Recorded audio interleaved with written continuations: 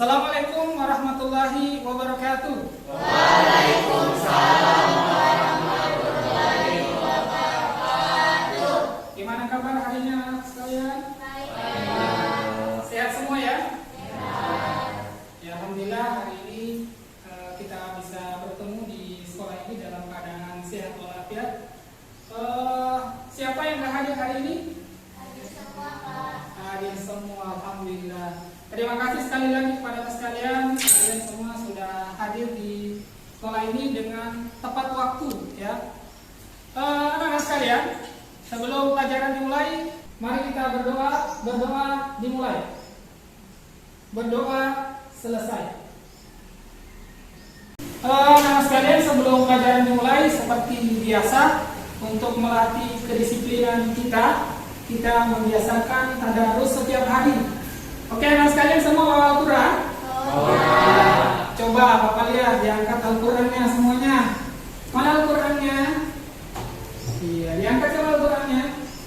Iya, alhamdulillah, terima kasih anak sekalian, semuanya sudah disiplin ya. Oke, sekarang kita mulai tadarus ya. Dibuka Al-Qurannya, kita mulai dulu surah Al-Fatihah ya.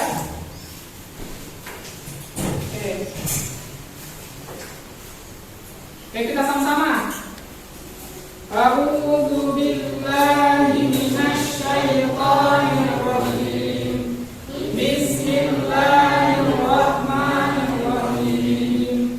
Alhamdulillahi rabbil alamin. Ar-rahmanir rahim. Maliki yaumiddin.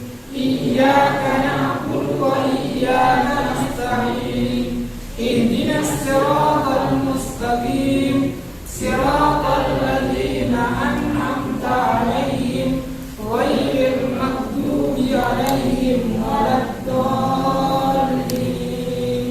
Amin. Kita lanjut di surah Al-A'la. Coba dibuka wilayah ya. Kita sudah tadarus hari ini. Ya. Kenapa kita tadarus? Yang pertama, karena ini adalah bentuk pembiasaan kita untuk melatih kalian disiplin ya. Jadi setiap hari sebelum pelajaran dimulai, saya haruskan untuk tadarus dulu ya. Pertama, kalian sudah harus bawa Al-Quran dari rumah. Kemudian yang kedua, pada saat tadarus ya kalian semua mengikuti. Jadi orang yang membaca Al-Quran itu nanti di hari kemudian, ketika pada saat itu sudah tidak ada lagi yang bisa memberikan pertolongan, maka Al-Quran nanti akan datang membela kita di hadapan Allah. Ya. Makanya Nabi mengatakan, Iqra'ul Quran, ya, bacalah Al-Quran. Kenapa? Fa innahu ya'ti yaumal qiyamati syafi'an yashabi. Karena nanti pada hari kiamat, ketika matahari sudah jaraknya dari kepala kita tinggal satu jengkal, orang tua kita, kemudian saudara kita, keluarga kita sudah tidak bisa menolong kita. Nafsi-nafsi kata Allah. Tapi Al-Quran datang menawarkan diri kepada Allah. Kemudian anak sekalian, pelajaran kita kemarin masih. Kalau gitu saya mau tanya, apa yang dimaksud dengan jujur? Luar biasa. Oke, saya persilakan. Jalan. Apa yang dimaksud dengan jujur? Jujur adalah apa yang diucapkan sama perbuatannya sama, Pak. Oh, luar biasa. Jadi jujur itu adalah kesesuaian antara apa yang diucapkan dengan keadaan yang terjadi sebenarnya. Betul, ya. Kemudian pertanyaan selanjutnya, masih ada yang pilih perilaku jujur dan adil? Iya, luar biasa. Saya persilakan, Imam. Al-Baqarah dan Al-Maidah ayat 8 Masya Allah, luar biasa. Jadi ada yang menjelaskan tentang jujur dan adil. Tepuk tangan untuk temannya berdua. Luar biasa ya. Jadi kita akan mulai pembelajaran kita ya dengan tema ya. Ya, sekarang boleh dilihat ke depan ya. Ini saya telah siapkan di slide. Ya, ini temanya amalkan sholat. Nah, atau tujuan yang mau kita capai pada pembelajaran kita kali ini adalah, bisa dibantu bacakan? menjelaskan makna sholat sunnah berjamaah dengan benar dan yang bertanggung jawab. Iya. Ini coba dibacakan yang kedua. Menyebutkan macam sholat sunnah berjamaah dengan benar. Yang bagi kelompok ya. Ini 3 kelompok ya. Iya. Jadi ini kelompok 1 ya. Kelompok 1, kemudian kelompok 2, terus kelompok 3. Melaksanakan sholat sunnah. Iya, jadi itu tugasnya. Sebelum mengerjakan tugas kelompok ini, saya akan putarkan sebuah video yang mudah-mudahan ini bisa menjadi hikmah. Kalian bisa mendapatkan pelajaran dari video ini. Oke, saksikan video berikut ini. Assalamualaikum warahmatullahi wabarakatuh.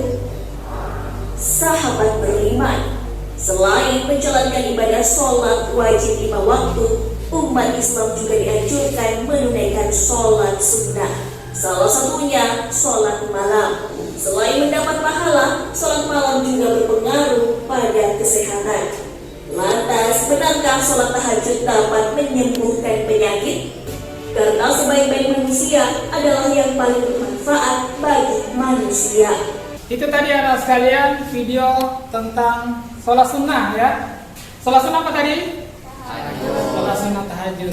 Ada yang biasa melaksanakan sholat sunnah tahajud? Luar biasa, ini luar biasa ya. Jadi anak sekalian itu baru 1 sholat sunnah yang dilakukan.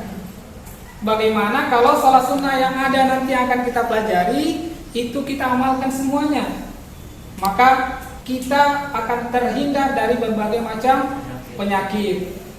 Ya, kelompoknya sudah terbentuk ya. Oke, sekarang saya kasih ya, nanti dikerjakan di sini saya. Ya, pakai pulpen. Ya. Ini kelompok 2. Ya.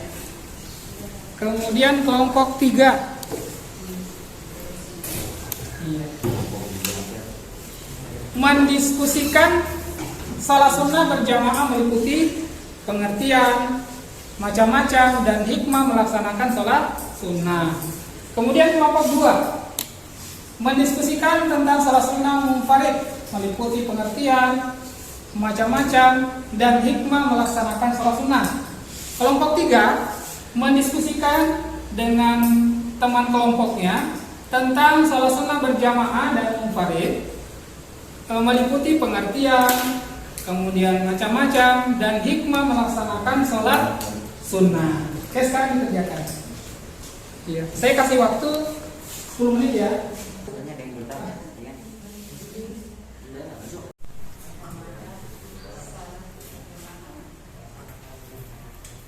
Ya, anak sekalian tugasnya sudah? Sudah. Nah, sekarang saatnya presentasi di depan ya. Sekarang saya persilakan dulu kelompok 1. Kelompok 1. Warahmatullahi wabarakatuh. Waalaikumsalam warahmatullahi wabarakatuh. Kami dari kelompok 1 ingin mempresentasikan sholat sunnah berjamaah. Sebelumnya nama kelompok kami ada Amalia, Akvina, Sawarani. Pengertian sholat sunnah berjamaah adalah sholat yang dilakukan secara berjamaah atau bersama-sama. Terus macam-macamnya ada 5. 1. Sholat Idul Fitri. Kita beri aplaus untuk kelompok 1.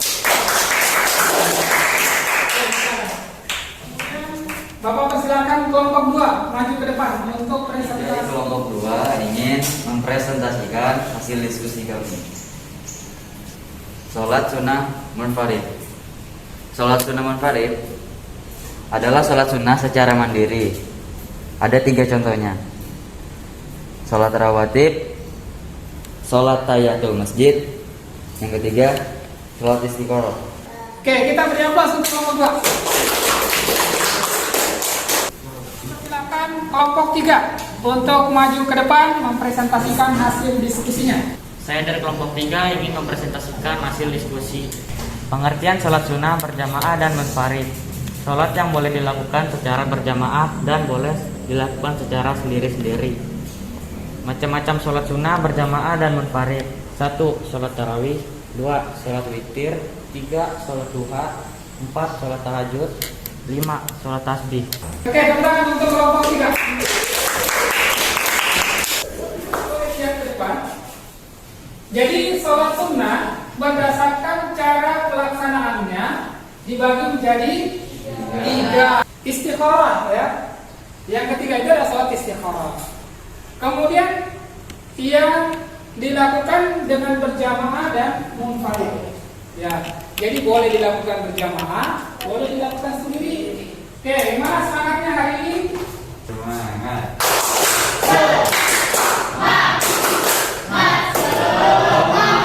Luar biasa sekali ya, terima kasih. Oke, nah sekarang kita lanjut ya. Sekarang kita lanjut pada hikmah melaksanakan sholat sunnah.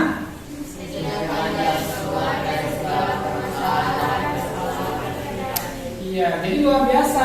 Dengan melakukan sholat sunnah, Allah akan memberikan kemudahan, bahkan jalan keluar dari permasalahan yang kita hadapi. Yang kedua, menambah kesempurnaan sholat fardu. Karena ketika kita sebelum kita ini saya mau kasih evaluasi ya. Iya. Pertanyaan, ada 3 pertanyaan. Ya. Saya persilakan kepada kelompok 1. Pertanyaan yang pertama, sebutkan macam-macam sholat sunnah berdasarkan cara pelaksanaannya. Coba. Ya. 1. Sholat Idul Fitri. Yang ketiga, Sholat berjamaah dan munfarid adalah sholat yang dibolehkan secara berjamaah dan boleh secara sendiri. sekarang kelompok 2. Sebutkan sholat sunnah yang dilakukan secara berjamaah. Farid. Sholat Idul Fitri, sholat Idul Adha, sholat khusuf, sholat istisqa. Oke, tepuk tangan untuk kelompok 1, 2, dan 3. Kemudian ada sekali ya, simpulkan ya pembelajaran kita pada hari ini. Untuk kesimpulan yang pertama, saya persilakan kepada Nani. Sholat sunnah cara pelaksanaannya dibagi menjadi 3. Ya. Yang pertama sholat berjamaah, yang kedua sholat munfarid, dan yang ketiga sholat berjamaah dan munfarid. Iya, betul sekali. Jadi sholat sunnah berdasarkan cara melaksanakannya dibagi menjadi 3 ya. Yang pertama adalah sholat sunnah berjamaah, sholat sunnah munfarid, kemudian sholat sunnah berjamaah dan munfarid. Kemudian kesimpulan yang kedua, saya persilakan kepada Laudia Andika. Sholat sunnah berjamaah adalah sholat sunnah yang dilakukan secara berjamaah.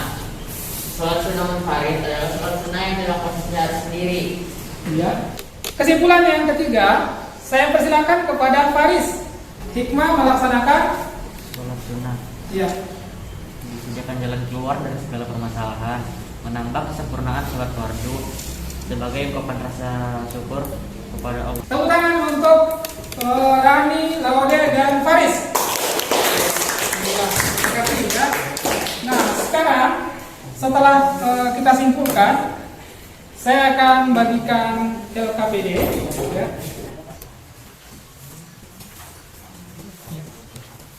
Di dalam LKPD itu ada soal.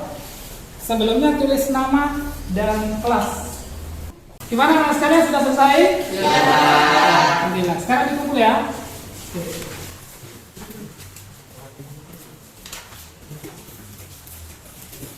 Ya, anak-anak sekalian, saya mau tanya bagaimana pembelajaran hari ini, menyenangkan atau tidak? Menyenangkan. Alhamdulillah, terima kasih kepada anak sekalian. Sebelum kita akhiri, mari kita berdoa. Berdoa dimulai.